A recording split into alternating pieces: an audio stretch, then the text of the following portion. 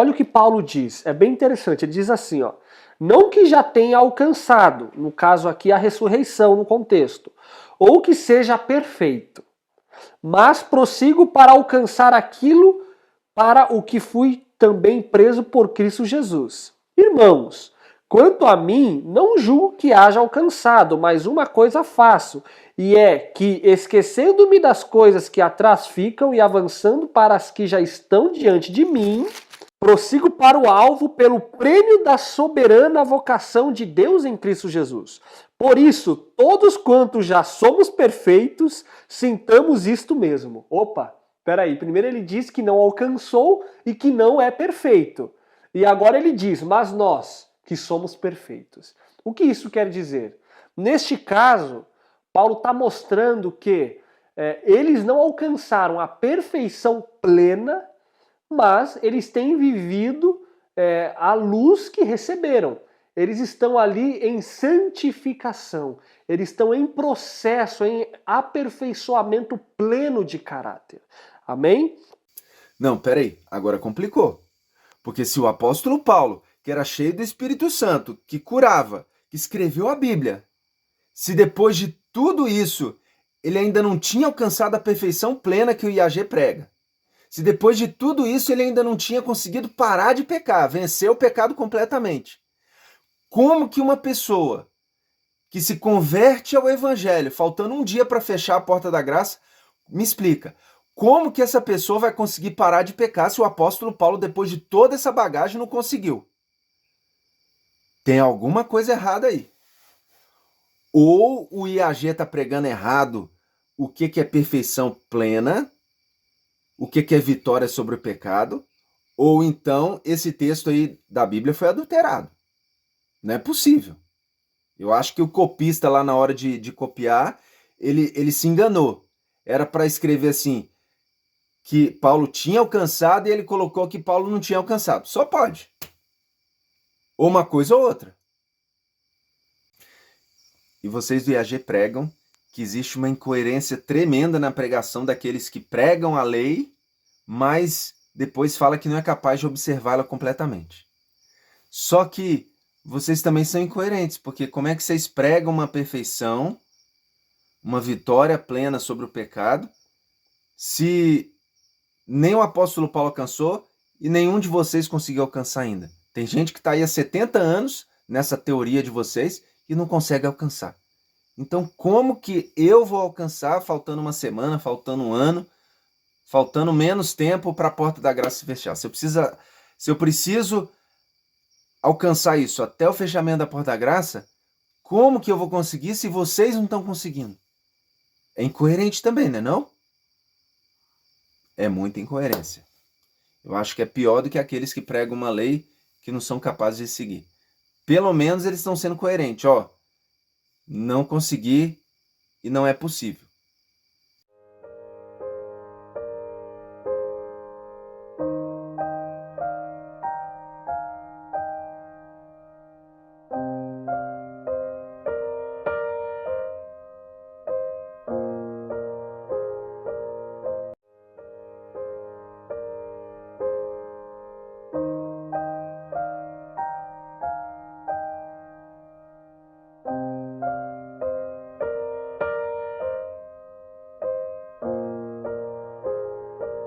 Nós vamos estudar o tema perfeição cristã e vitória sobre o pecado. Existem hoje duas opiniões sobre este tema na Igreja Adventista do Sétimo Dia. O primeiro ponto de vista, que é o mais tradicional, o mais antigo, crê no seguinte, que é possível alcançar a plena perfeição cristã, a plena perfeição de caráter e assim vencer o pecado nesta vida.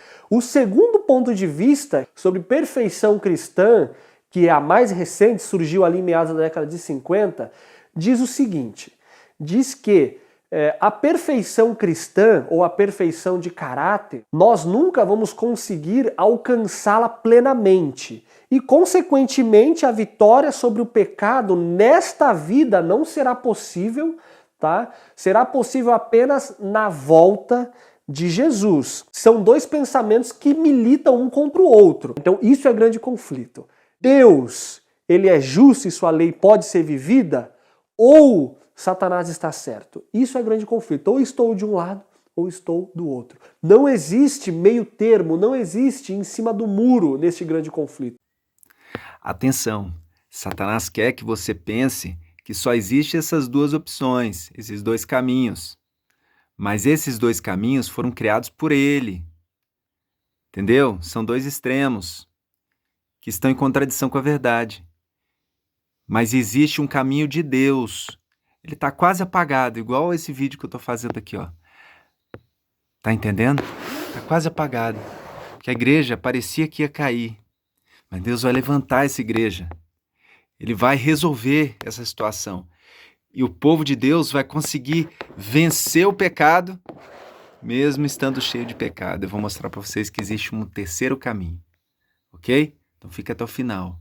Não existe só esses dois caminhos. Satanás quer enganar você, dizendo que só tem duas opções. Mas tem a verdade que te liberta. Ou eu vou endossar as acusações de Satanás, dizendo que Deus é injusto, ou estarei ao lado do Senhor, provando através de fatos, não de teoria, mas de fatos, que a lei é sim possível de ser vivida e está acessível a todo homem e a toda criatura. Olá, amigos! Sejam bem-vindos ao nosso canal Fala Sério Pastor. Que bom ter vocês aqui. Você é um pecador e você pede perdão a Deus, e essa é a única maneira de você ser perfeito, tá? Você é um pecador e você pede perdão a Deus, e essa é a única maneira de você ser perfeito, tá? Existem dois enganos que estão impedindo as pessoas de serem salvas, de entender e viver a graça de Jesus. Esses enganos estão impedindo Jesus de voltar. Eu estou falando do liberalismo e do perfeccionismo. O liberalismo diz que você jamais pode vencer o pecado. Em nenhum aspecto da vida você vai vencer o pecado. Você sempre vai perder para ele em todos os aspectos da vida. Quem defende isso é a liderança da igreja, são os pastores adventistas. Todos nós nascemos pecadores. E olha o que diz esse outro texto aqui. Se dissermos que não temos pecado, enganamo-nos a nós mesmos e não há verdade em nós. Em outras palavras, quem diz que não tem pecado é mentiroso. Quem diz que não tem pecado é mentiroso. Ok? Se confessarmos os nossos pecados, ele é fiel e justo para nos perdoar os pecados e nos purificar de toda injustiça. Se dissermos que não pecamos, fazemo-lo mentiroso e a sua palavra não está em nós. Então, duas coisas. Quando você diz que não tem pecado, você faz de Cristo mentiroso e você mesmo é um mentiroso. Como é que então eu posso ser perfeito e sem pecado diante de Deus? Por meio de transferência. Os meus pecados são transferidos para Cristo. E o que acontece? Então nós temos aqui uma troca. Eu entro com uma parte, Senhor, no processo de salvação. Qual é a parte, Eleazar? Eu entro com os meus pecados e eu transfiro para Cristo porque eu não tenho nada de bom para oferecer. O melhor que eu posso dar é essa vida imperfeita que eu tenho. O melhor que eu posso dar é essa vida imperfeita que eu tenho. Então a minha contribuição é essa. Eu entro com meus pecados. Aí são transferidos para Cristo. Aí Cristo diz, então eu vou entrar com a minha parte. Eu te dou a minha justiça. Aí coloca a justiça sobre mim. Aí o Pai olha para mim e diz, esse é um justo. Um justo. E ele declara para o universo inteiro que eu sou justo. É porque eu sou mesmo? Não. É porque foi transferido. Os meus pecados foram para Jesus. E a justiça de Jesus veio sobre mim. Isso é lindo. Quando eu vejo algumas pessoas querendo ser justas de uma outra forma que não seja essa, é completamente descabido. E quando eu vejo algumas pessoas querendo ser justas de uma outra forma que não seja essa, é completamente descabido. E quando eu vejo algumas pessoas querendo ser justas de uma outra forma que não seja essa, é completamente descabido. Então, pastor, mas a última geração será justa dessa forma aqui. O liberalismo É exatamente isso aí que esse pastor adventista acabou de falar. Para eles, não existe vitória sobre o pecado em nenhum aspecto da vida. Você continua sendo escravo do pecado e do diabo. Porque Jesus não veio tirar o pecado de você, ele não veio te libertar do pecado. Ele veio só pagar o preço do seu pecado na cruz. A salvação, então, para eles, é aquilo que aconteceu lá na cruz há 2000 anos atrás, aquilo que Jesus fez por você, e não aquilo que Jesus faz em você hoje. O que está em Romanos 6, como viveremos no pecado, nós que para ele morremos, isso aí é conto da carochinha. O que está em 1 João 3, verso 6, aquele que está em Cristo não peca, isso aí é ficção científica. Igual o verso 9, aquele que é nascido de Deus não peca, também é ficção científica. Foram os copistas que colocaram. Na Bíblia deles, esses versos não existem. E o verso 8, então? Quem peca é do diabo. Ah, não fala isso aí para eles, não. Isso aí para eles é heresia. Porque eles fazem igual os fariseus. Lê lá Marcos 7 que você vai entender. O que os fariseus faziam? Eles pregavam uma lei que nem eles conseguiam guardar. Os adventistas hoje estão fazendo igual, a liderança, né? Os pastores adventistas estão pregando uma lei que eles depois dizem que não é para guardar perfeitamente. Você entendeu a contradição? Isso aí é hipocrisia. Lá no capítulo 7 de Marcos, fala assim, ó, Jesus falando para os fariseus, que serve para os pastores hoje adventistas. Bem profetizou Isaías a vosso respeito, hipócritas. Como está escrito, este povo honra-me com os lábios, mas o seu coração está longe de mim. Em vão me adoram, ensinando doutrinas que são preceito de homens. Negligenciando o mandamento de Deus, vocês guardam a tradição dos anciãos. Entendeu? As regrinhas. Tem que estar na igreja a tal hora, tem que estudar a lição, tem que dar o dízimo. Então segue as regrinhas adventista. Entendeu? Mas eles não conseguem guardar a lei perfeitamente. Então, é farinha do mesmo saco. É igualzinho os fariseus da época. Trouxeram o fariseísmo para os tempos atuais. É isso que eles estão fazendo. Se você não consegue guardar a lei perfeitamente, se você prega que é impossível guardar a lei perfeitamente, então para de pregar para as pessoas que elas têm que aceitar a lei. Fala igual os evangélicos que a lei foi abolida, que é melhor. Pelo menos vocês vão ser coerentes com vocês. O adventista é Laodiceia?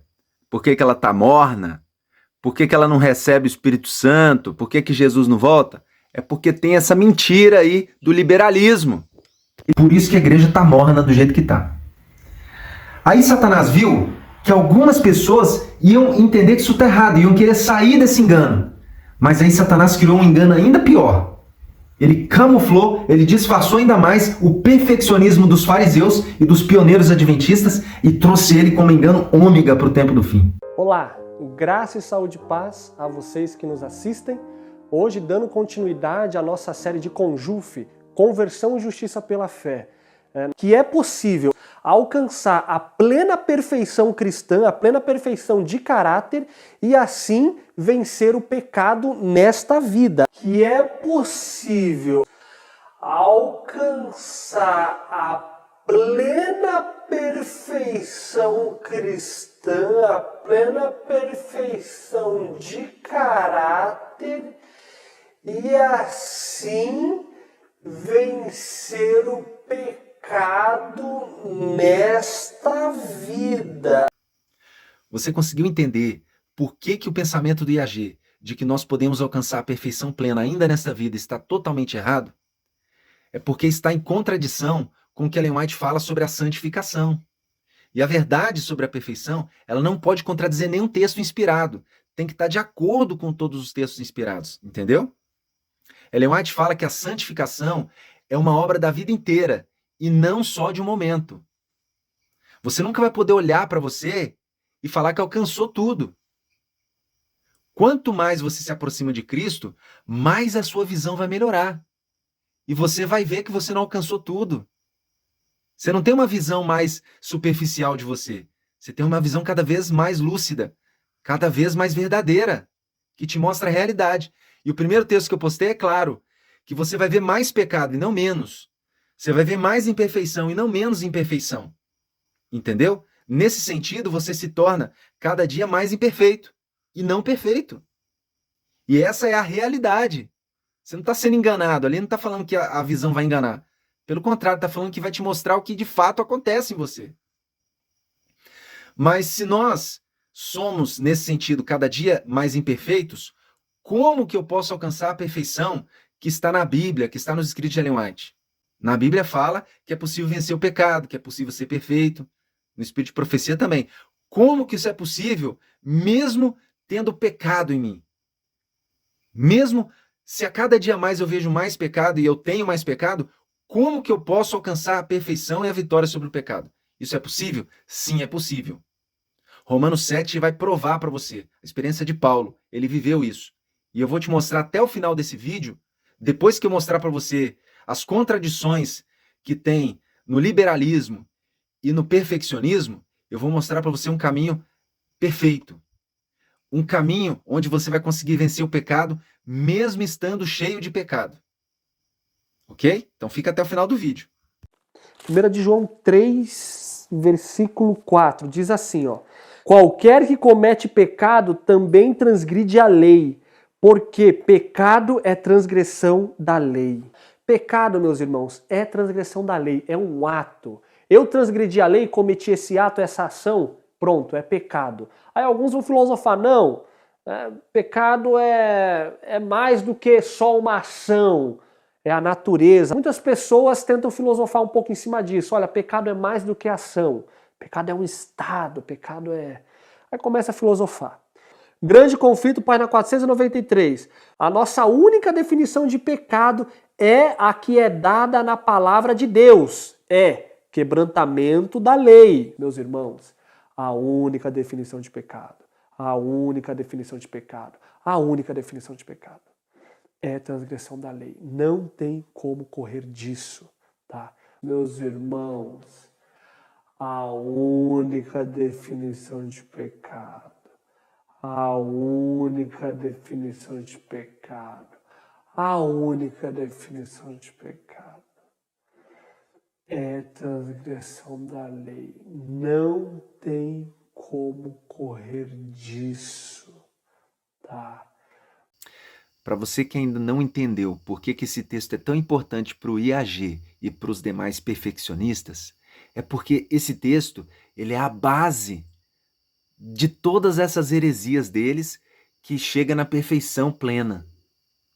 É a base. Quando eles vão tentar doutrinar uma pessoa, eles começam o estudo deles por esse texto. Só que eu não consegui entender uma coisa até agora. Como é que ele fala que não pode filosofar? Acabou de dizer aí que a gente não pode ficar filosofando para tentar achar uma outra definição para o pecado, que não seja essa que ele entendeu. Porque eu acabei de provar aí que com o texto, né, de Romanos 13, 24, que existe sim uma outra definição para o pecado. Tudo aquilo que não provém da fé é pecado.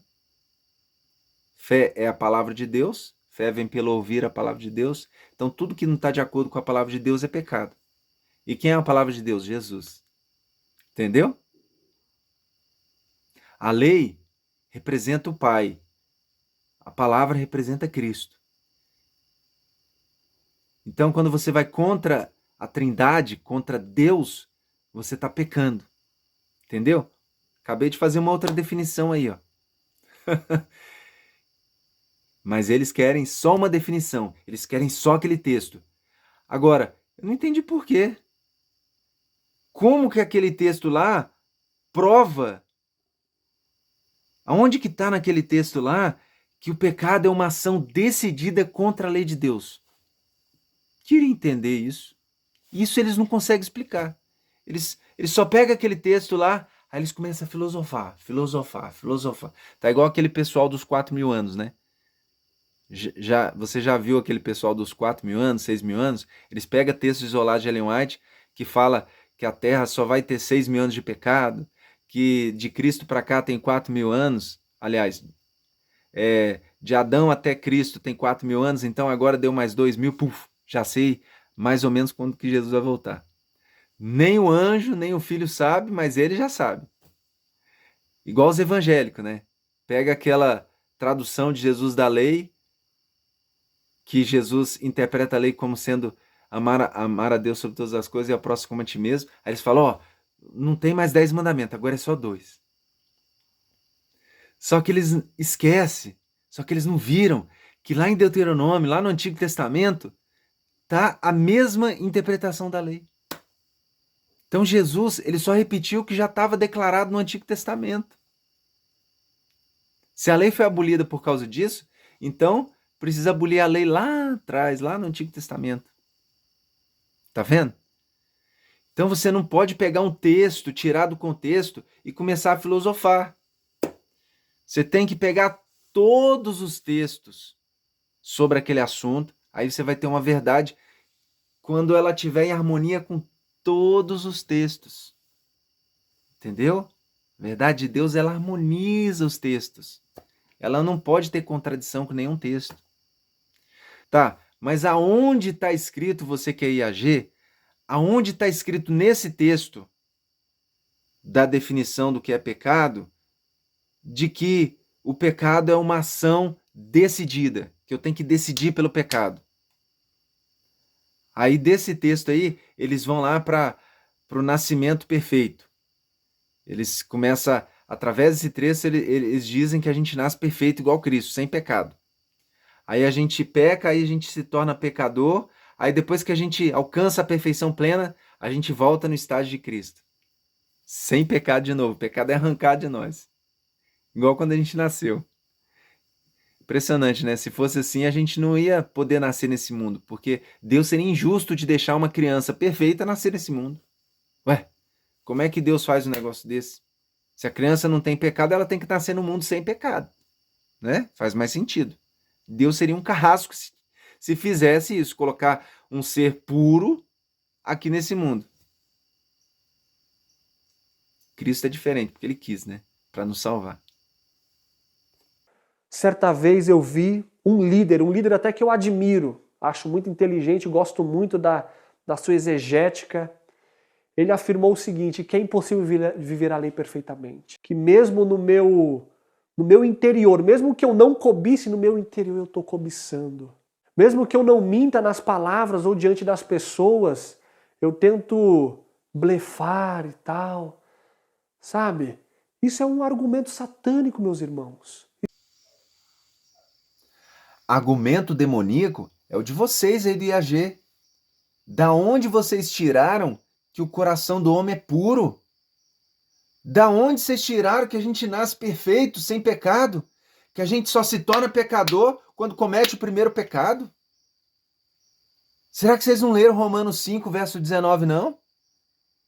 Que por consequência do pecado de Adão, nós nos tornamos pecadores, não é por causa do primeiro pecado que a gente comete? Vocês estão indo contra a Bíblia. O coração do homem é mais perverso do que todas as coisas. Mais corrupto do que todas as coisas. Quem o conhecerá? Isso não é pecado para vocês, não? Aí não está falando que o coração do homem só vai ser corrupto quando eu decidir pecar. Não. A Bíblia fala que o meu coração é corrupto. Ele é corrupto. Ele é pecado. Corrupção é pecado. Inveja, egoísmo, orgulho, isso tudo é pecado. Seu coração não tem isso, não? Você não nasceu desse jeito? Misericórdia. A Bíblia fala que Deus não leva em conta o tempo da ignorância, mas tem pecado. Não é porque Deus não leva em conta que não tem pecado. Meu querido, você nasce pecador porque dentro de você tem pecado. Você é uma transgressão viva da lei de Deus, entendeu? Você tem orgulho, você tem inveja. Então você peca. Você nasceu com orgulho, você nasceu com inveja. Você não precisa invejar para você pecar. Dá uma olhada nesses textos aqui e depois você me fala se a gente precisa decidir pecar para ter o pecado dentro da gente, tá? Dá uma olhadinha nesse texto aqui, ó. Olha só esse texto. O coração natural é um poder controlador, e ainda assim eles não supõem que o orgulho e o preconceito sejam entretidos como convidados queridos e trabalhem em palavras e ações contra a luz e a verdade. Entendeu? Então a gente tem um poder controlador no nosso coração, que tem orgulho, que tem preconceito contra a luz e a verdade. Isso não é pecado, não? Agora, esse texto aqui é para aqueles que pensam que o pecado é só algo externo, algo que vem de fora da gente, não algo que tem dentro. Olha só, lutando contra defeitos naturais e vencendo-os.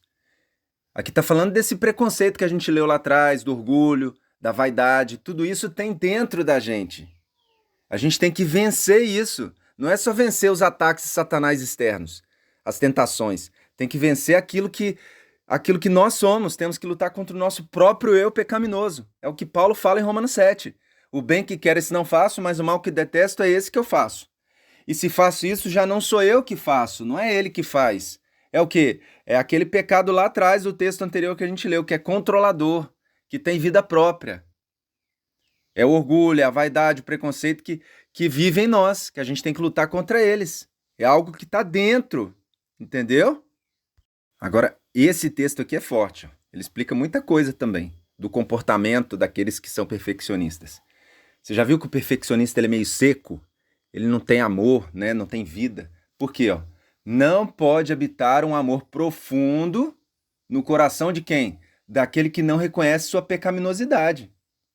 Se, porém, não reconhecemos nossa própria deformidade moral, não obtivemos uma visão da beleza e excelência de Cristo. Esse pessoal que é perfeccionista, eles não entendem a beleza de Cristo, a excelência de Cristo. Entendeu?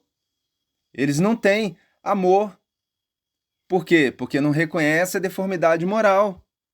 Agora esse aqui é para aqueles que são fãs de Jones e Wagner de carteirinha.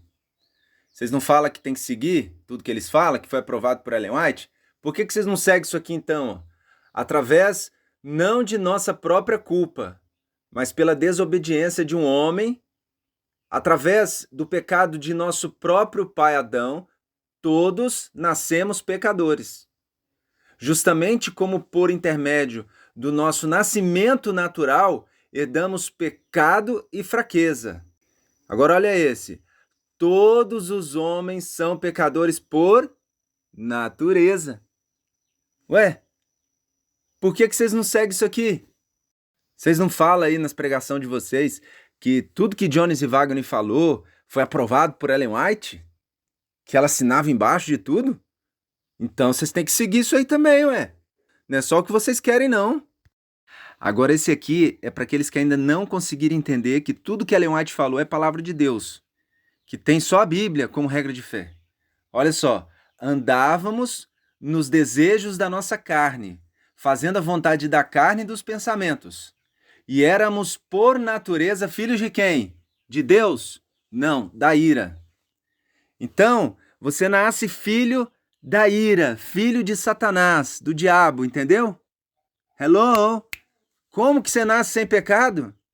Não, meu querido, você nasceu igual Romanos 5 fala. Filho da ira, recebeu a sentença de morte, você recebeu a culpa de Adão, o pecado de Adão, tudo isso aí. Você herdou isso aí. Tá com dúvida ainda? Então vamos lá. E esse aqui é para aqueles que ainda ficaram com dúvida, não entenderam ainda. Nascem crianças com propensões animalescas grandemente desenvolvidas. Os pecados dos pais recairão sobre os filhos, porque os pais lhes transmitiram a marca de suas propensões concupiscentes. Você conseguiu entender? O pai transmite o pecado para o filho. Está claro aqui nesse texto. E tem gente que está dizendo que a gente nasce puro, perfeito, sem pecado. Misericórdia. Agora esse aqui é para fechar com chave de ouro tudo que a Ellen White falou. O pecado é a herança de quem? Dos filhos. O pecado separou de Deus. Então a criança já nasce separada de Deus, filho da ira, entendeu? Com relação ao primeiro Adão, os homens nada receberam dele, senão a culpa e a sentença de quê? De morte. Por que a gente recebe a culpa? Porque a gente já nasce pecador. E por que a gente nasce pecador? Porque a gente peca inconscientemente. A gente já nasce pecando. Quando a gente é colocado no ventre da mãe, já tem pecado, já tem orgulho, já tem preconceito, já tem ira, já tem esse pecado tudo lá. E depois de tudo isso que a Ellen White falou, ela termina dizendo assim, ó, Não permitamos que Deus seja desonrado pela declaração de lábios humanos. Estou sem pecado, sou santo. Lábios santificados nunca pronunciarão palavras de tanta presunção. Mas quando Jesus voltar, a gente vai pronunciar, a gente vai falar: poxa, eu tô sem pecado, olha só, que maravilha, que bom sentir isso. Não, mas os IAGs não podem falar não, eles podem vencer o pecado, mas não podem contar pra ninguém, tem que ficar caladinho. Receber uma bênção dessa e ter que ficar calado? Ué? Agora, esses textos aqui são para aqueles que acreditam que o caráter só é adquirido. Ele não é herdado, a gente não nasce com caráter, a gente nasce sem caráter. Vamos ver se é verdade? Não se herda caráter perfeito e nobre. O caráter nobre é ganho por esforço, ok. Até aqui tudo bem. Mas olha só, os defeitos de caráter que vos são inerentes. O que é inerente? É algo que a gente já nasce com ele. É algo que faz parte de nós. Então, os defeitos de caráter, que são pecados, né, no caráter, são inerentes a gente. A gente já nasce com eles. Entendeu? A gente já nasce imperfeito, com pecado. A lei requer justiça, vida justa, caráter perfeito. E isso não tem o homem para dar. Então, o homem não tem, por isso que ele precisa de Cristo. Agora, Cristo, ele precisava de alguém? Não, por quê? Porque ele nasceu com caráter perfeito, diferente da gente. Entendeu a diferença entre a gente e Cristo? Não? Então, olha só. Presta muita atenção agora nesse texto que eu vou ler. Que agora você vai entender tudo. Precisamos entender que imperfeição de caráter é o quê? É pecado. Olha aí, ó, outra definição para pecado. E o pessoal do IAG fala que só tem uma definição para pecado. O que eles não entendem é que imperfeição de caráter também quebra o mandamento de Deus. É uma transgressão da lei. Por isso que também é pecado, entendeu? Então agora ficou claro.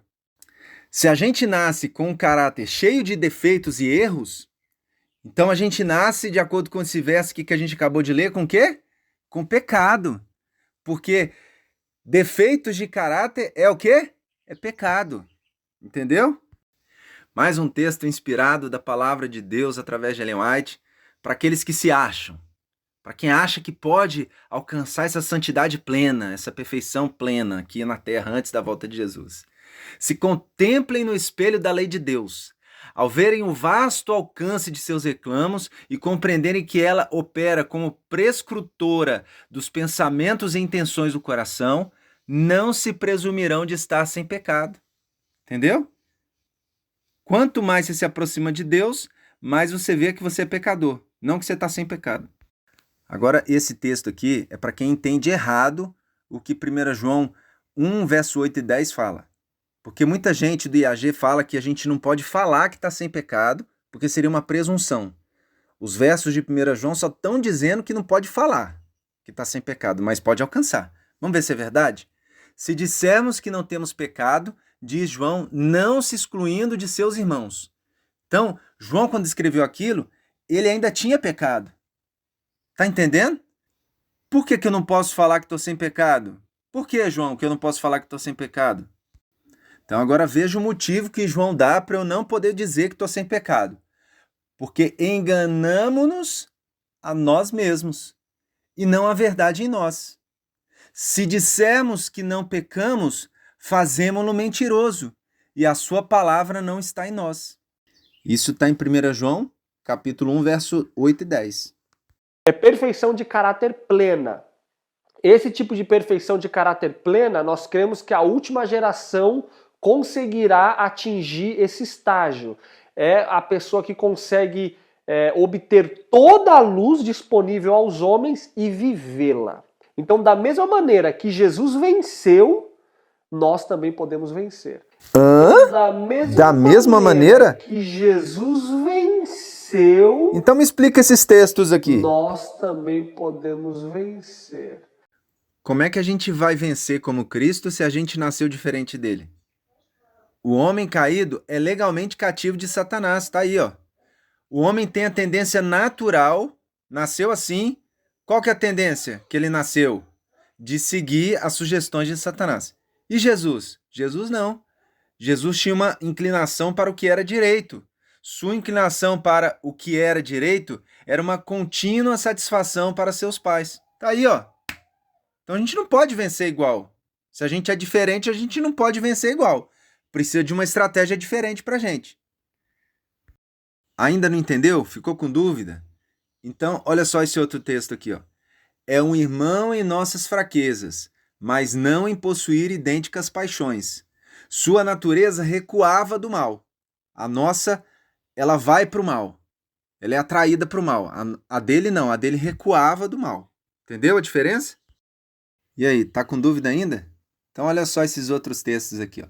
Sua posteridade nasceu com propensões inerentes para a desobediência, mas nem por um momento sequer houve nele uma má propensão. Tá claro, né? E é o mesmo texto, o mesmo contexto aqui, ó. E para aqueles que estão com tanto engano na cabeça que ainda não conseguiu se convencer, tem outro texto aí, ó. Seja cuidadoso, exageradamente cuidadoso ao tratar da natureza humana de Cristo. Não o apresente diante das pessoas como um homem, com propensões para o pecado.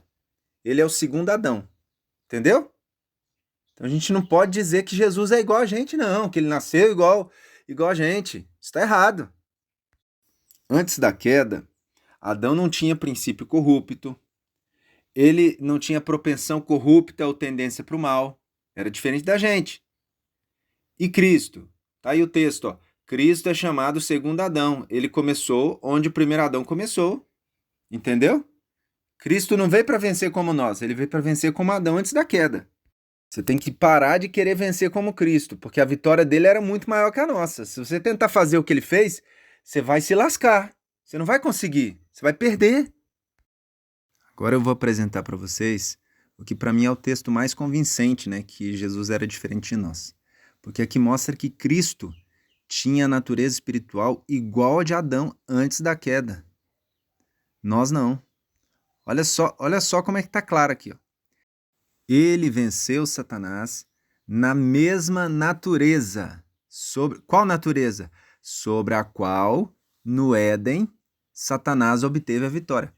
Qual natureza que Adão tinha quando Satanás obteve a vitória? Qual? Está muito claro aqui nesse texto que Jesus tinha uma natureza diferente da nossa. Uma natureza perfeita, antes da queda. Mas por que tem texto que fala dele ter uma natureza igual à nossa e esse texto e outros que fala que ele tem natureza diferente? A natureza de Adão antes da queda. É porque aqui está falando da natureza espiritual, gente. Entendeu? Então, no lado espiritual, ele não tinha pecado. Ele era diferente da gente. Ele era perfeito igual a Adão. Não tinha tendência, não tinha propensão, não tinha inclinação para o mal, nada disso. Pelo contrário, ele se inclinava para o bem. Agora, nós somos diferentes. Nós somos espiritualmente também inclinados para o mal. É diferente de Adão. É diferente de Cristo, entendeu? Tá muito claro isso. Jesus, ele era híbrido. Ao mesmo tempo que ele tinha as consequências do pecado, ele sentia dor, ele veio pequeno como nós, tinha limitações físicas e mentais, mas no lado espiritual, tá claro aí através desse texto que ele era perfeito igual a Adão. Ele tinha essa natureza igual de Adão antes da queda. Tá aí no texto, ó. Só você ler e aceitar. Então a gente tem que parar de ficar brigando. Liderança da igreja, os pastores ficam falando que Jesus era pré. Os IAGs e os perfeccionistas falando que ele é pós. Não, gente. Ele era pré e pós. Ele era híbrido. Entendeu? Não tem só os dois caminhos de vocês, não. Não tem só os extremos que vocês querem. Tem um caminho no meio, um muro de separação que separa as heresias, dessas heresias aí. Tem um caminho perfeito que harmoniza os textos. A única maneira de você harmonizar os textos é você entender e aceitar e pregar que Jesus era híbrido. Ele tinha a natureza de Adão antes da queda e também após queda. Ok? Nós não, só temos pós. É diferente. Olha só como é que nós somos desde o nascimento, ó.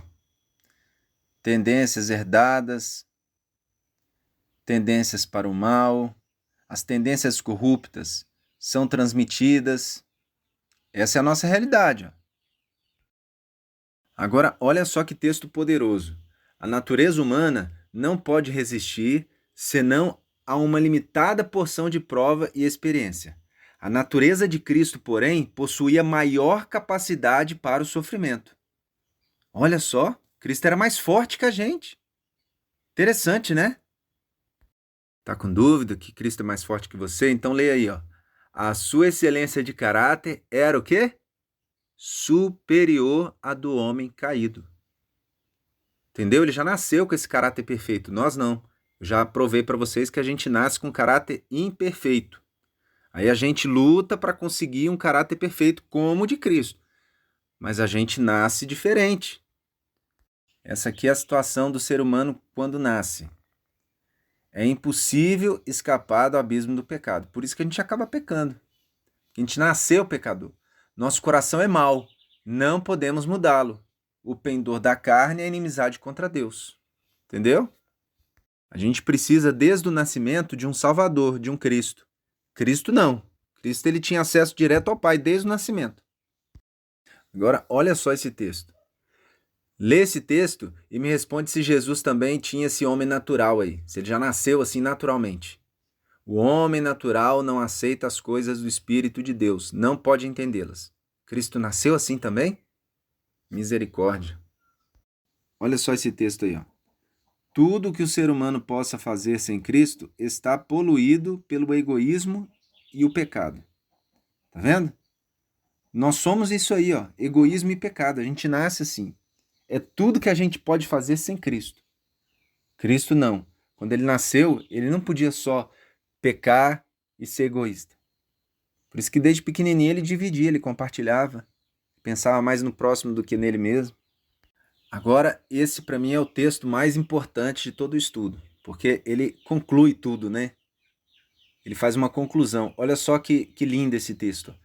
Os que já experimentaram o amor perdoador de Cristo, contudo reconhecem que seu caráter é imperfeito, sua vida faltosa. Não pensa igual os IAGs aqui.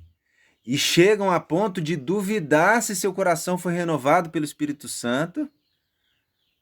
A esses eu desejaria dizer, não recueis em desespero.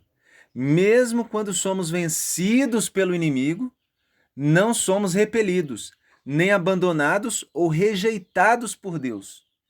Então, quando a gente peca, a gente não é repelido, não é rejeitado, abandonado por Deus, não. Entendeu? Essa é a verdadeira perfeição que a gente tem que alcançar. A gente conhece a Jesus, a gente se entrega para ele, entrega o nosso consciente, a nossa decisão, igual Paulo fez em Romanos 7. Aí a gente entra numa guerra. Antes a gente não estava na guerra. Agora a gente entrou na guerra. A gente está participando da guerra de Romanos 7 agora. O bem que quero, esse não faço. Mas o mal que não quero é esse que eu acabo fazendo às vezes. E se faço isso, já não sou eu que faço, é o pecado que habita em mim. Porque no homem interior, eu tenho um homem interior, tenho Cristo na minha mente, no meu consciente. Aí eu tenho prazer na lei de Deus. Eu não peco mais. Entendeu a diferença? Entendeu a diferença de um convertido, de um batizado para um não batizado? Aconteceu na vida do batizado, Romanos 6. Como viveremos no pecado, nós que para ele morremos?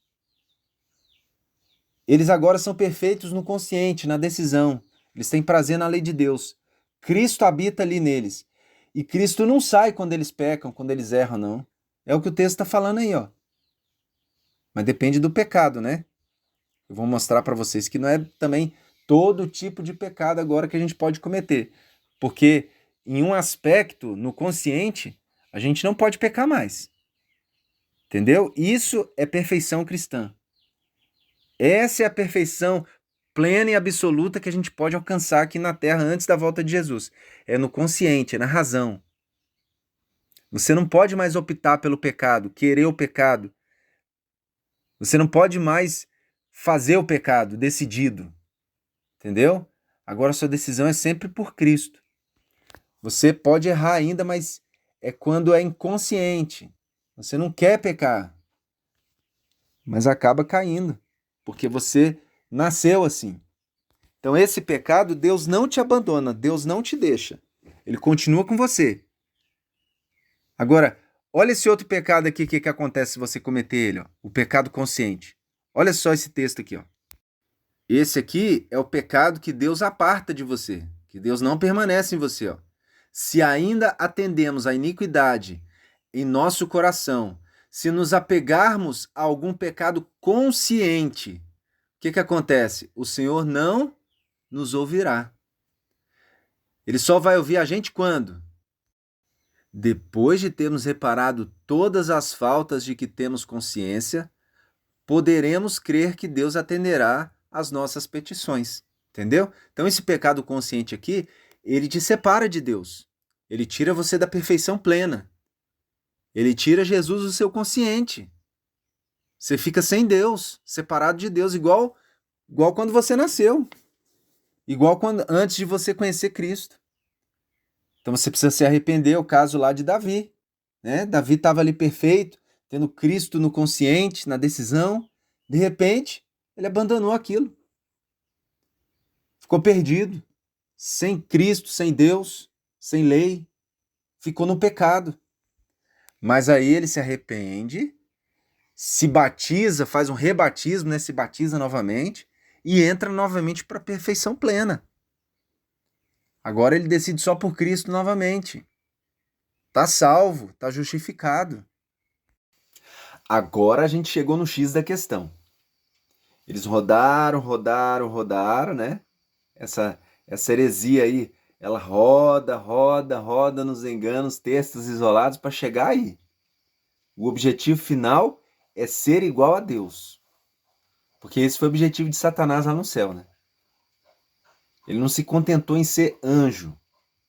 Ele queria ser um anjo igual o anjo Miguel. Só que o anjo Miguel era diferente de todos os anjos. Porque antes de ser anjo, ele era Deus. Então ele era diferente. Não tinha como ser como Miguel. Mas Satanás tentou ser como Miguel. Por isso que a Bíblia fala que ele tentou ser igual a Deus. Na verdade, ele tentou ser igual a Jesus, que é Deus. Entendeu? E é isso que essa doutrina do perfeccionismo disfarçado de perfeição cristã prega. Essa é a finalidade, o objetivo. É ser igual a Jesus 100%. É vencer o pecado como Jesus venceu o pecado. Por que nós não podemos vencer como Cristo? Cristo ele não precisava de um Salvador. Nós precisamos. Entendeu a diferença? Se a gente ficar tentando vencer igual Cristo, igualzinho, a gente vai querer ir direto ao Pai como ele fazia. A gente não vai conseguir, vai se frustrar. A gente vai virar os fariseus. É isso que os MVs e os IAGs estão se transformando. Basta você olhar para o Daniel Silveira lá que você vai ver. Está querendo até seguir aquelas leis que foram canceladas do Antigo Testamento. As tradições dos anciãos. Entendeu o problema? Então a gente começa a exigir da gente algo que nem o pai exige. E a gente não vai dar o braço a torcer. Então a gente vai ficar vivendo igual os fariseus. Uma hipocrisia. Uma vida que não é verdadeira. Porque a gente não pode mostrar para os outros imperfeição. A gente não pode mostrar que caiu. Então a gente fica caladinho. Por isso que os IAGs não falam. Entendeu? Porque não tem vida. Então eles não podem ficar muito tempo do seu lado. Não pode aparecer demais. Senão você vai ver os filhos deles respondendo, brigando.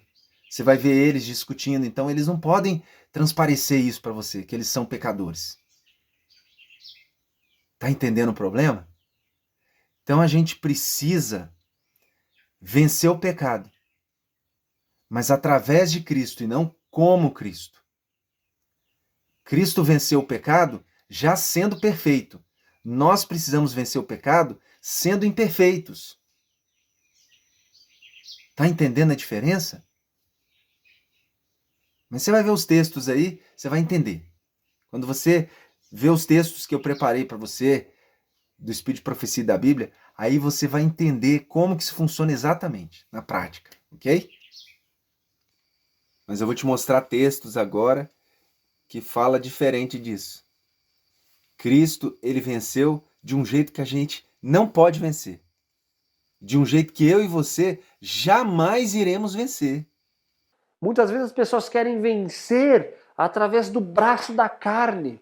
Às vezes as pessoas querem deixar de pecar, querem alcançar uma esfera de espiritualidade maior através dos esforços próprios. Mas não é assim, porque de fato não há bondade em nós.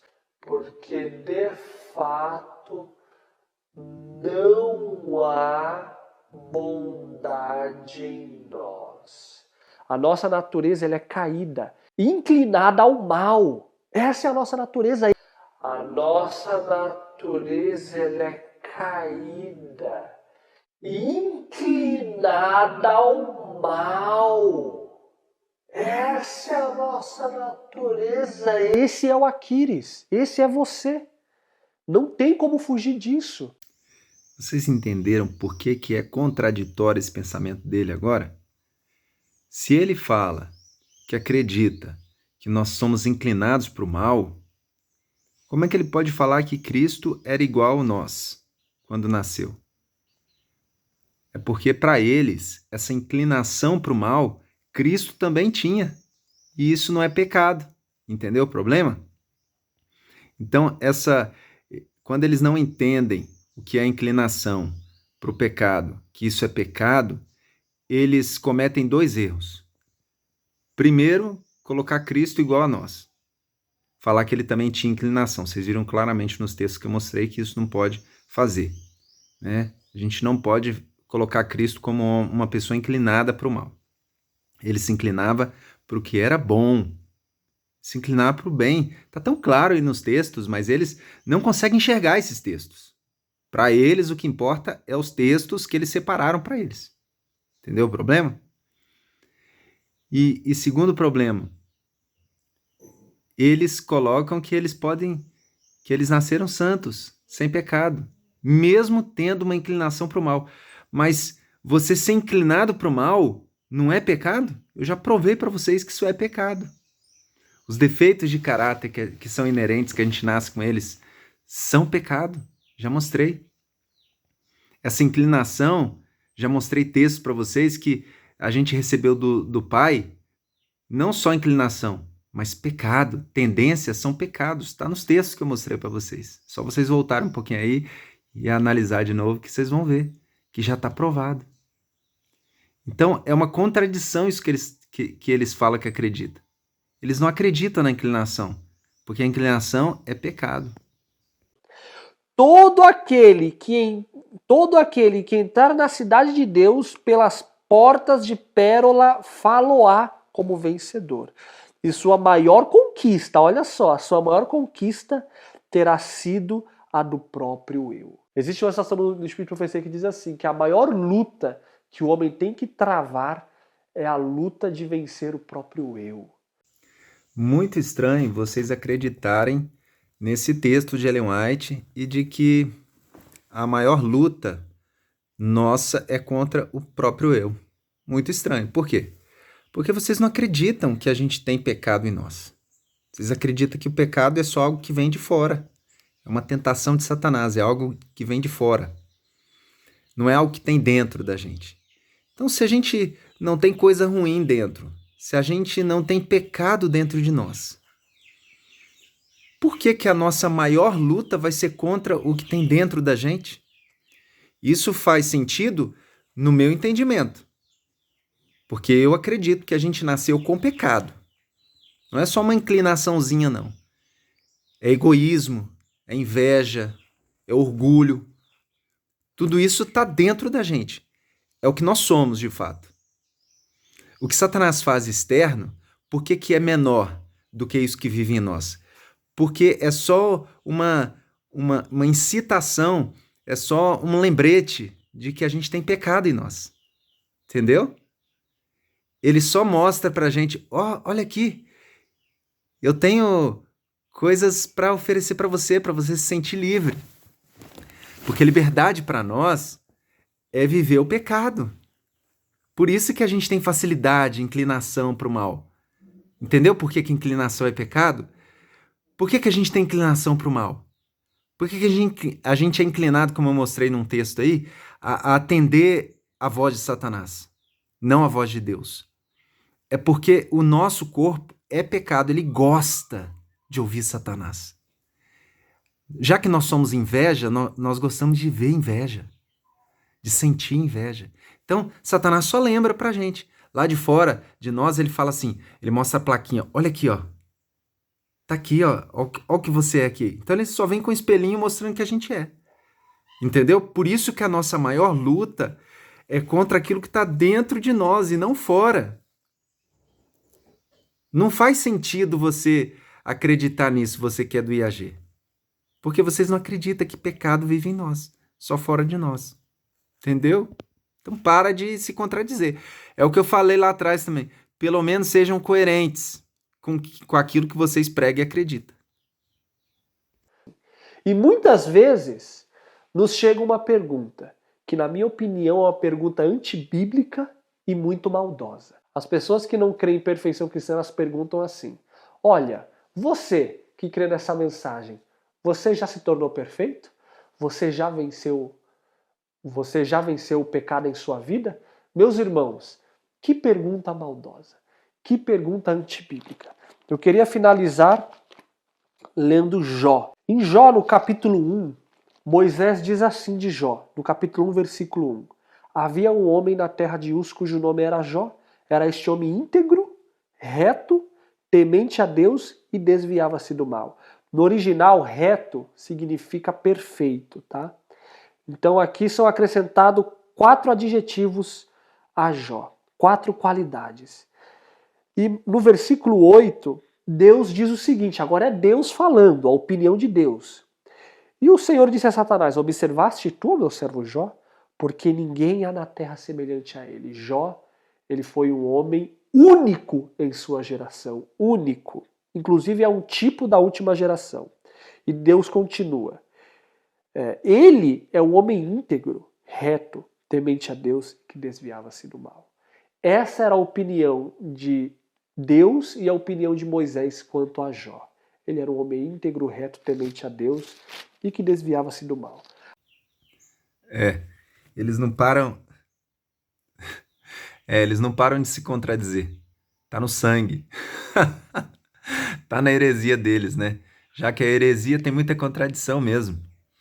Como que Moisés e Deus pode falar que Jó é perfeito, que ele alcançou a perfeição plena, mas nós não podemos? Temos que ficar caladinho. E por que é uma pergunta maldosa para ele? É claro, porque ele não alcançou ainda, ninguém alcançou, então eles não podem receber essa pergunta. Porque eles, nem Deus, nem Moisés, nem eles mesmos podem falar que alcançaram, entendeu? Porque eles de fato não alcançaram. Essa é a verdade. Por isso que eles fogem, igual o diabo foge da... Por isso que eles fogem, igual o diabo foge da cruz dessa pergunta. Tá entendendo o problema? Eles entendem 1 João, capítulo 1, verso 8 e 10, que se você falar que está sem pecado, você é mentiroso, a verdade não está em você. Eles entendem como lá esse texto está dizendo só que não pode falar. Ô Senhor, o texto tá se auto-explicando. O texto fala que se você disser isso, você é mentiroso por ter dito isso. Por isso que não pode dizer, porque é mentira. Porque não tem verdade nisso. É o que o texto está falando. Mas eles não, eles acham que Deus pode falar, Moisés pode falar, mas nós continuamos não podendo falar. A gente não pode falar, não. Ô Senhor, qual que é a diferença de Moisés falar para eu falar, de alguém falar para eu falar? Não tem diferença nenhuma. Se eu de fato entreguei minha vida a Cristo, se eu de fato me batizei, eu preciso falar para as pessoas, olha, sede meus imitadores, como eu sou de Cristo, igual Paulo fez. Sede vós perfeitos, como eu alcancei. É possível, gente. Eu alcancei essa perfeição. Eu alcancei a vitória sobre o pecado. Sede meus imitadores, não só de Cristo.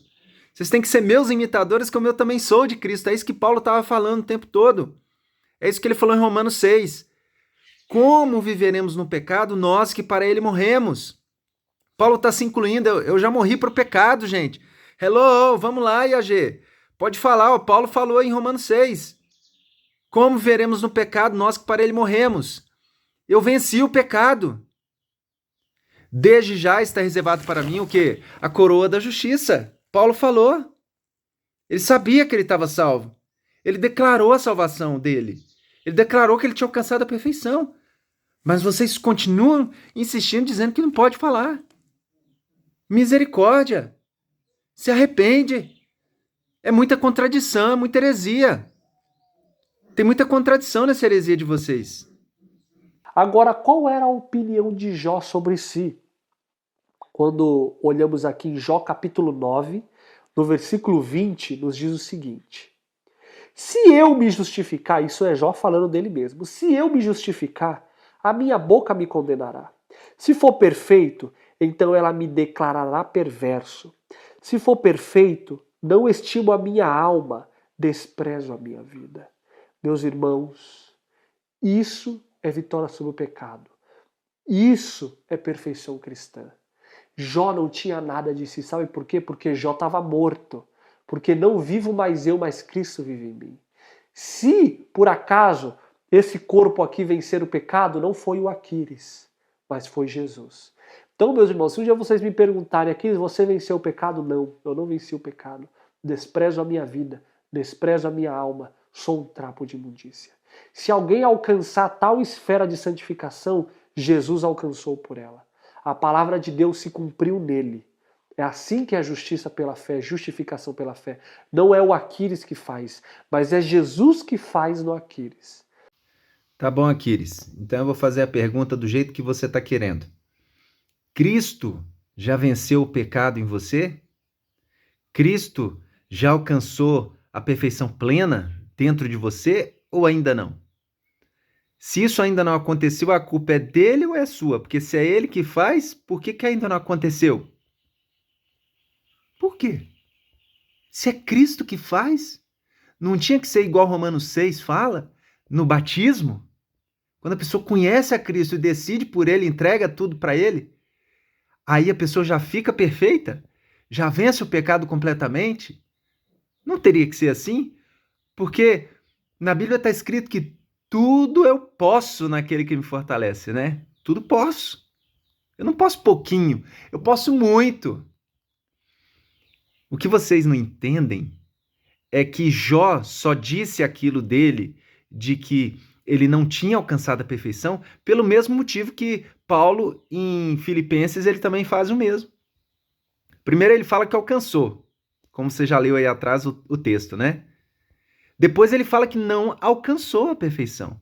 Ele fala, nós que somos perfeitos, depois ele fala, não julgo ter alcançado. Por que ele fala, alcancei e não alcancei? Por quê? Porque em um aspecto da vida, nós quando nos batizamos, alcançamos, na decisão, no consciente, Romanos 7. Por isso que vocês precisam entender e aceitar que em Romanos 7, Paulo está falando dele já convertido. O que acontece depois que ele se converteu, depois de Romanos 6, depois da conversão dele. Romanos 6 fala do batismo. Aí no Romanos 7 ele fala da guerra que ele tem. Entendeu? Da guerra. Então essa guerra acontece agora. Porque você não tem só em você algo que vence. Tem algo em você ainda que não vence. Tem algo em você que é totalmente pecaminoso, pecado. Você continua sendo orgulhoso. Você continua sendo vaidoso, presunçoso, egoísta. E isso que vocês têm que aceitar. Se vocês não aceitar isso, Jesus não vai poder tirar isso de vocês. Então vocês têm que ser como Jó, como Paulo, que apesar de dizer Romanos 6, como viveremos no pecado nós que para ele morremos, apesar de confessar para as pessoas que vocês alcançaram essa perfeição em Romanos 6, vocês ainda têm noção, como ele em Romanos 7, de que o bem que quero, isso não faço às vezes. De que o mal que eu detesto, é isso que eu acabo fazendo. Mas se faço isso, já não sou eu que faço. Não é o meu querer. Porque o meu querer eu entreguei para Cristo. A minha vontade, meu desejo eu entreguei para Cristo. Ali Cristo habita perfeitamente, plenamente, não tem pecado. Mas vejo nos meus membros outra lei que guerreando contra a lei do meu pensamento, do meu entendimento, entendeu? Me prende debaixo da lei do pecado. Então, sou escravo do pecado. Quando Jesus voltar, ele vai fazer o quê? Me libertar. Porque eu entreguei a minha consciência para ele. Eu entreguei a minha decisão, a minha razão. Aqueles que entregarem a razão, o consciente, a decisão para Cristo, aí esses vão ter o corpo transformado. Cristo vai tirar essa guerra deles. Por isso que Paulo falou assim: miserável homem que sou, quem me livrará do corpo dessa morte? Quem que vai nos livrar, né? É só Cristo. É só quando ele voltar. A gente tem que lutar. Não é fácil. Seria tão simples, né? Tão fácil se fosse como EAG fala aqui. O egoísmo saísse de nós.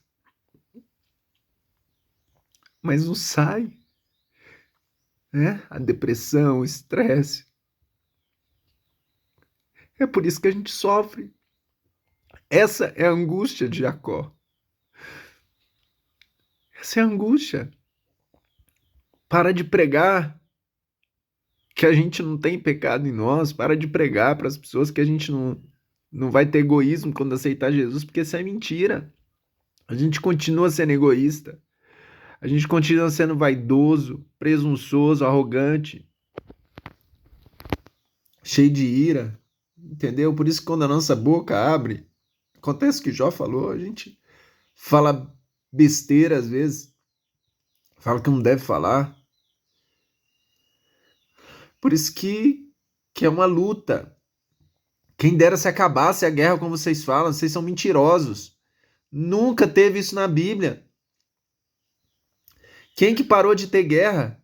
Quem que parou de lutar contra o próprio eu? Misericórdia, se arrepende. Se arrepende dessa heresia. Então, meus irmãos, quando alguém te perguntar se você já alcançou a plenitude, se você já alcançou a vitória sobre o pecado, se você é perfeito, meus irmãos, diga que não. Porque nunca o eu será perfeito. Misericórdia. Então são dois extremos. Um prega que a gente não pode vencer o pecado em nenhum aspecto da vida, e esse aqui prega perfeccionismo. Você pode vencer o pecado completamente em todos os sentidos da vida. Entendeu o problema? São textos isolados fora do contexto. Esses dois grupos aqui estão fazendo o que está em 2 Pedro, capítulo 3, verso 15 e 16. Que os indoutos e inconstantes pegam textos isolados de Paulo sobre a salvação e torcem como torcem as demais escrituras para a sua própria perdição. Satanás adora, né, pegar texto isolado, tirar do contexto e enganar as pessoas, levar elas para o inferno, para o lago que arde com fogo e enxofre. Então, para esses aqui, para os pastores e para a liderança da igreja, ele pega aqueles textos assim de 1 João, capítulo 1, verso 8 e 10. Aquele que diz que está sem pecado é mentiroso e a minha verdade não está nele. Então eles falam, tá vendo? É impossível parar de pecar. Esses aqui já pegam aqueles textos tipo Romanos 6, né? Continuaremos no pecado para que a graça abunde? Não, de maneira nenhuma. Como viveremos no pecado, nós que para ele morremos? Só que aí eles param por aí, esquece, né, de continuar, porque continuando, tá lá, ou porventura ignorais que todos nós que fomos batizados em Cristo Jesus, fomos batizados na sua morte, né? Fomos, pois, sepultados com ele na morte pelo batismo, para que, como Jesus, andemos em novidade de vida. Isso acontece então aonde? No batismo, mas eles pregam que é só antes do fechamento da porta da graça. Não é antes do batismo, não, porque tem gente lá que já está 20, 30, 40 anos pregando isso e não alcançou a perfeição ainda. Aliás, ninguém alcançou lá ainda, né? Eles falam que não pode falar, porque tem esse texto aqui da liderança que fala que aquele que fala que está sem pecado é mentiroso, a minha verdade não está nele. Então eles não podem falar. O texto não está falando que não pode falar, não. O texto está falando que não... Por que não pode falar? O texto está explicando por que não pode falar. Não pode falar porque é mentira. Se eu disser que estou sem pecado, eu sou mentiroso e a verdade não está em mim, não está nisso. É isso que o texto que a liderança pega está dizendo. Então, os perfeccionistas, os MV, os IAGs, estão tudo errado. Se dizem ministério de apoio, mas estão levando as pessoas para fora da igreja também. São ministérios dissidentes. Está fazendo você deixar de ser adventista. Está tirando você da verdade que salva, que foi entendida por Jones e Wagner em 1888. Por isso que Jesus não voltou. Porque se fosse entendida essa mensagem, Ellen White fala que se fosse entendida lá no passado por algumas pessoas da igreja, Jesus teria voltado, mas ninguém quis. E agora, no fim, as pessoas que querem estão indo para o engano do perfeccionismo. Entendeu o problema? Então são dois extremos. Como que a gente pode unir esses dois grupos? Como que a gente pode unir de novo a igreja adventista? A gente precisa da verdade. Conhecereis a verdade, ela vos libertará. A verdade de Deus, ela harmoniza os textos.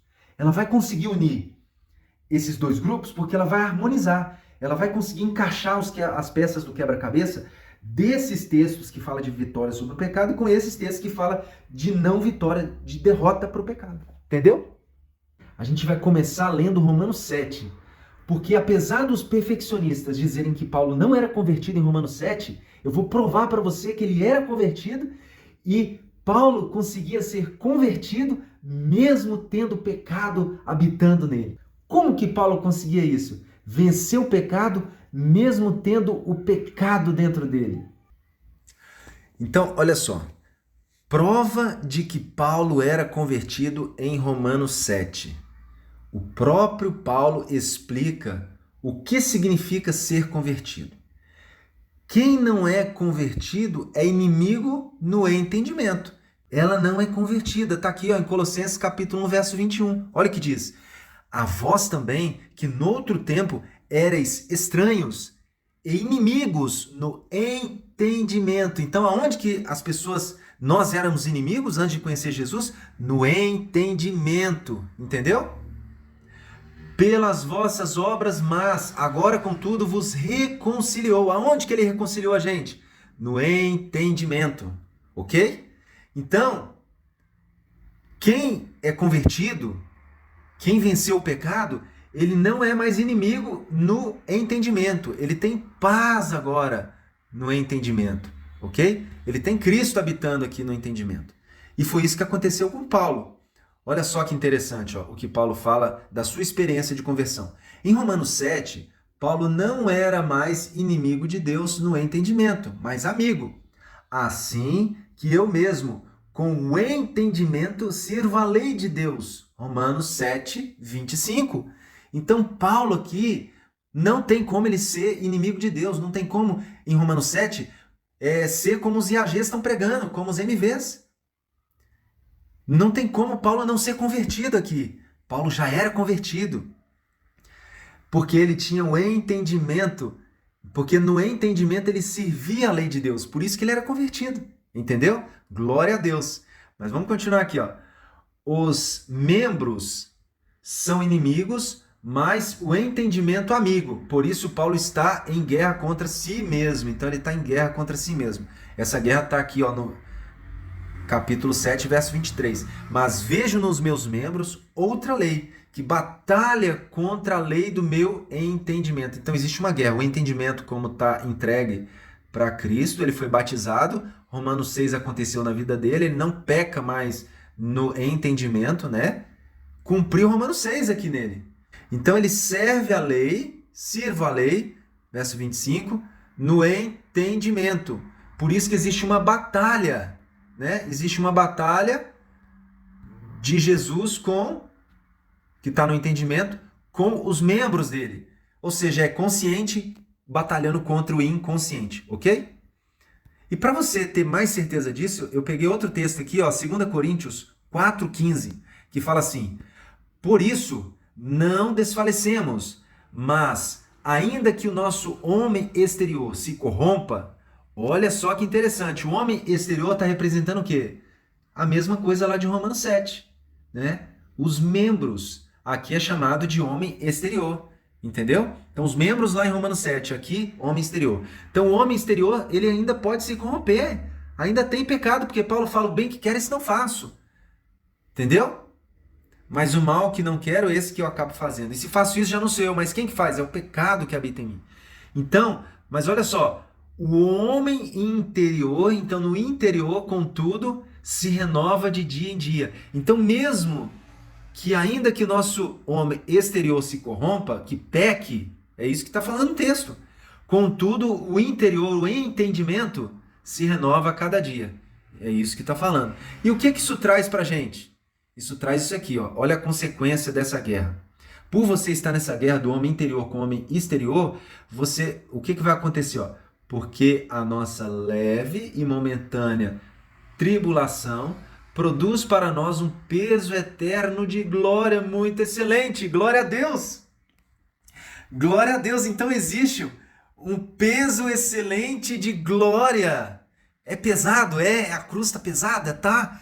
Mas isso traz glória muito excelente para você. Então essa guerra é boa, é uma bênção.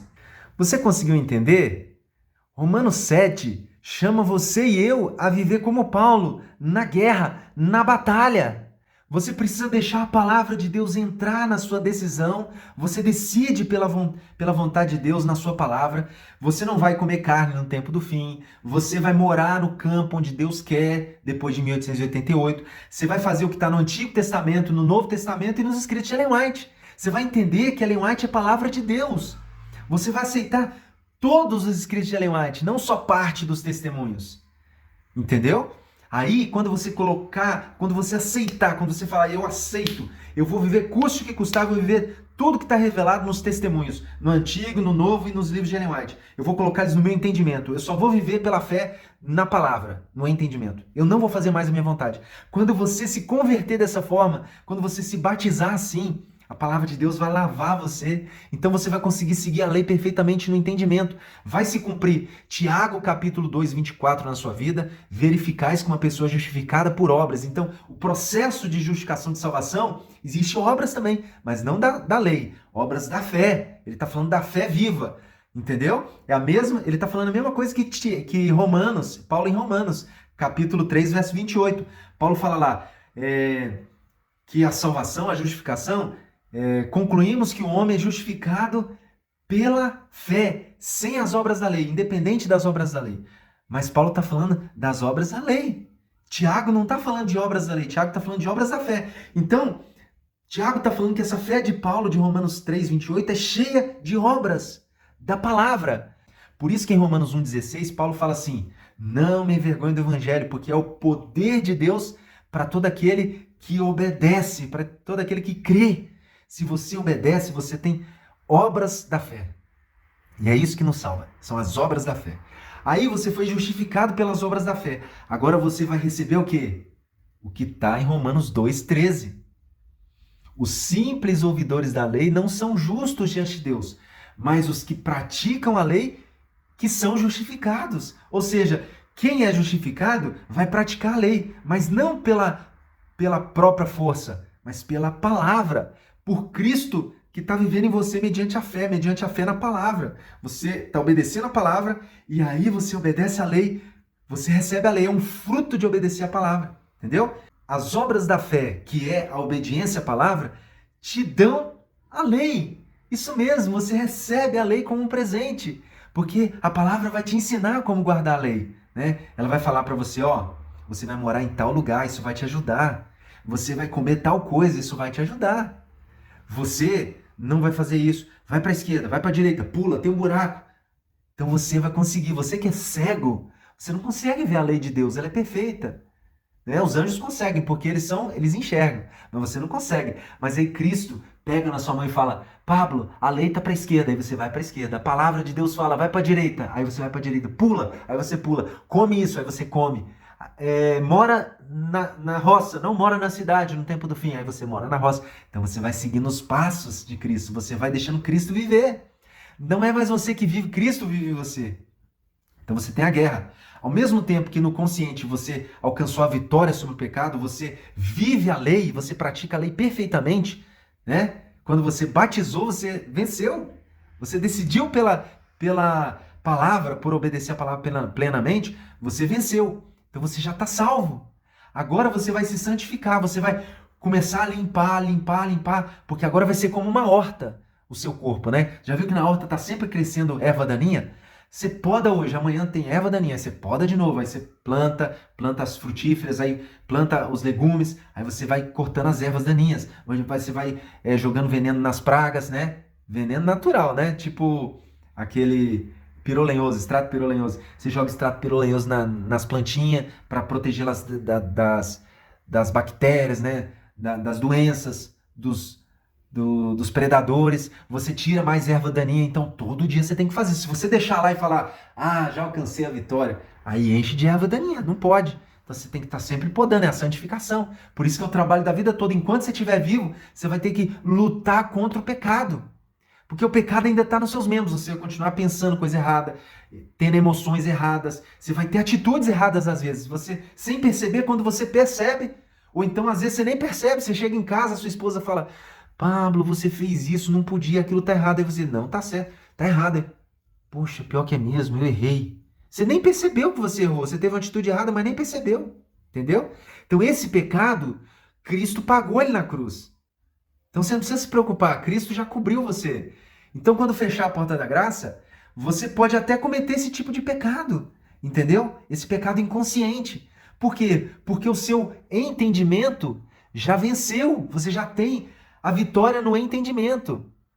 Você já tem a vitória, você já é perfeito na decisão, no consciente, no entendimento. Você já tem um homem interior, você já tem Cristo aqui. Então aqui, na razão, você já foi selado, por isso que o selo é na testa. Esse é o selo de Deus, gente. Por isso que traz a lei o sábado. É o sábado também, mas é isso que eu estou te falando também. É toda a Bíblia e é toda a lei. O sábado que aparece, né? Porque vai ter o decreto dominical, a perseguição, o sábado que vai aparecer. Mas para você ter o sábado, você vai precisar de tudo isso, entendeu? Quem não tiver tudo isso que eu falei, a palavra de Deus no consciente, quem não decidiu pela palavra de Deus, quem não se entregou completamente o seu consciente para a palavra de Deus, não vai conseguir guardar a lei, não vai conseguir guardar o sábado. Vai aceitar o decreto dominical, entendeu? Você vai perecer.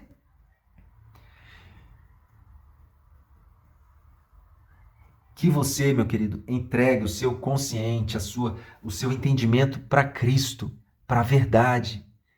Conhecereis a verdade, ela vos libertará. É isso que está faltando. O povo adventista, está faltando eles viverem Ellen White, pregar que viver os escritos de Ellen White é a salvação, é a graça. É isso que Jones e Wagner entendeu.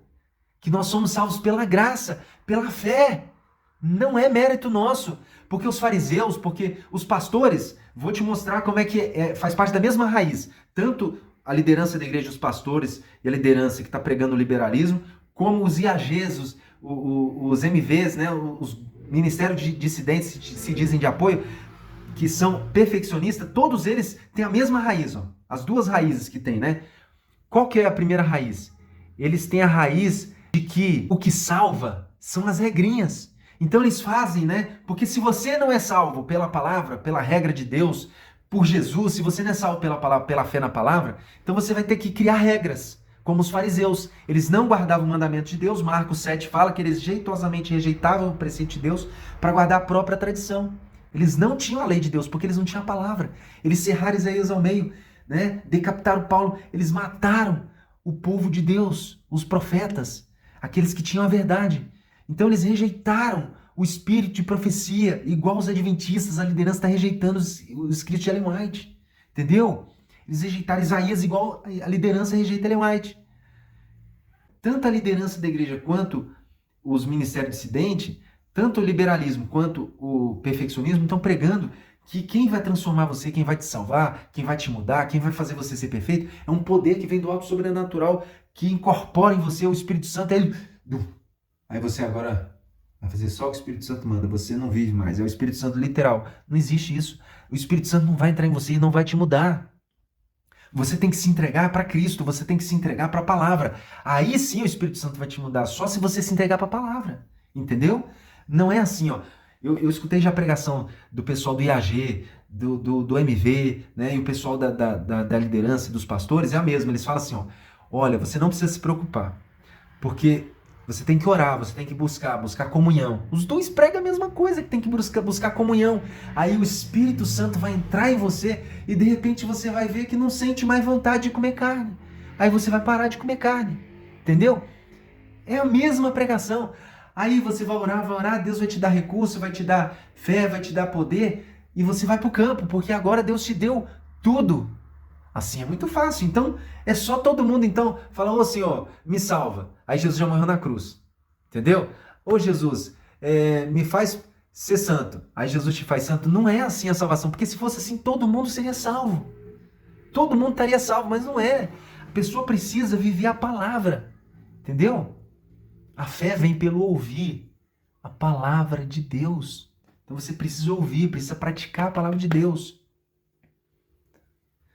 Não me envergonhe do evangelho, porque é o poder de Deus para todo aquele que obedece. Ou seja, para parar de gostar de comer carne, para parar de gostar de viver na cidade, eu não posso esperar que o Espírito Santo entre em mim e tire essa vontade de mim, esse desejo. Não é assim. Eu preciso parar de comer carne e aí sim o Espírito Santo tira esse desejo de mim. Entendeu? Eu preciso me mudar da cidade para o campo, mesmo não querendo, mesmo não gostando do campo, mesmo não estando preparado totalmente, para o Espírito Santo fazer eu me preparar, para ele fazer acontecer as coisas, para ele fazer eu gostar do campo e parar de gostar da cidade. Entendeu? É assim que funciona. Primeiro, eu obedeço a palavra.